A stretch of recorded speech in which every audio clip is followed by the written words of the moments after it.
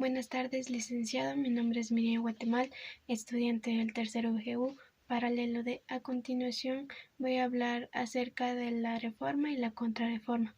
Desde finales de la Edad Media en Europa se sentía la necesidad de emprender una profunda reforma religiosa que acababa con los vicios y la corrupción de la Iglesia. Lutero en Alemania fue el primero en romper con el dogma establecido, poniendo fin a la unidad de la cristiandad occidental.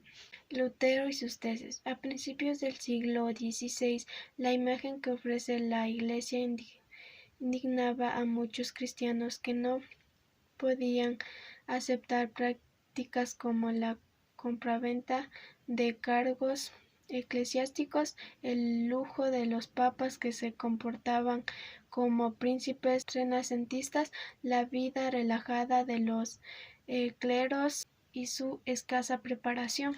Martín Lutero 1483-1546, monje agustino y profesor de teología de la Universidad de Wittenberg, se rebeló contra Roma cuando el Papa León X en 1513-1521 ordenó en 1517 la predicción de indulgencia, es decir, el perdón de los pecados a cambio de limosnas para financiar la reconstrucción de la Basílica de San Pedro, grabado que representa a Martín Lutero fijando sus tesis en la iglesia de Wittenberg.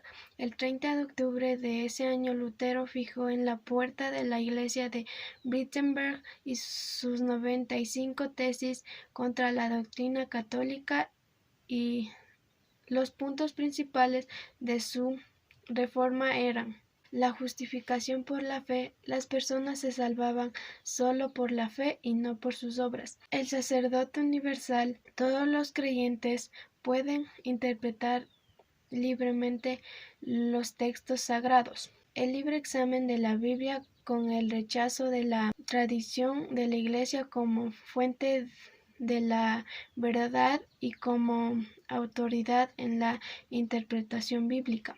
Abolición del celibato sacerdotal obligatorio.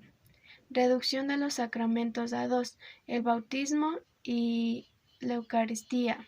Reforma y política. En Alemania las ideas de Lutero se extendieron rápidamente por estar divididas en múltiples estados, cuyos principios deseaban independizar de la autoridad del emperador Carlos V y del Papa. De este modo, la reforma se convirtió en su arma ideológica para justificar intereses políticos. En Inglaterra, la misma motivación política, impulsada por el deseo de reforzar la monarquía autoritaria, propició la separación respecto a la Iglesia de Roma, cuando Enrique VIII, 1509-1547, decidió crear la Iglesia Anglicana en 1534. En Suiza, la reforma tuvo como protagonista a Ulrico Zwinglio, 1484-1531, y sobre todo a Juan Calvino,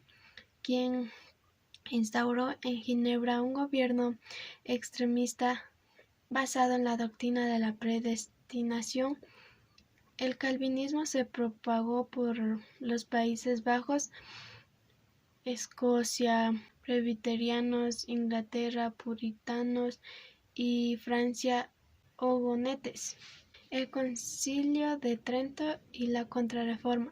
La Iglesia Católica también tenía un anhelo de reforma. Erasmo de Róterdam realizó una crítica de la Iglesia dentro de la institución, pero la verdadera reacción solo tuvo lugar cuando se comprobó que el acuerdo con los protestantes era imposible. El resultado fue la Contrarreforma, cuyos principios eran opuestos a los de la Reforma de Lutero. El Concilio de Trento 1545-1563 fue convocado por el Papa Paulo III 1534-1549 para fijar el dogma católico y crear nuevos medios de difusión de la doctrina.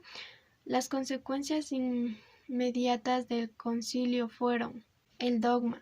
Se mantuvieron la creencia en la salvación por la fe y también por las obras, los 7 sacramentos, el celibato sacerdotal, el culto a la Virgen y los santos. Se ratificó la posición del Papa como cabeza de la cristiandad y la autoridad exclusiva de la Iglesia para interpretar los textos sagrados. Bueno, gracias. Esta ha sido mi explicación acerca de la Reforma y la Contrarreforma.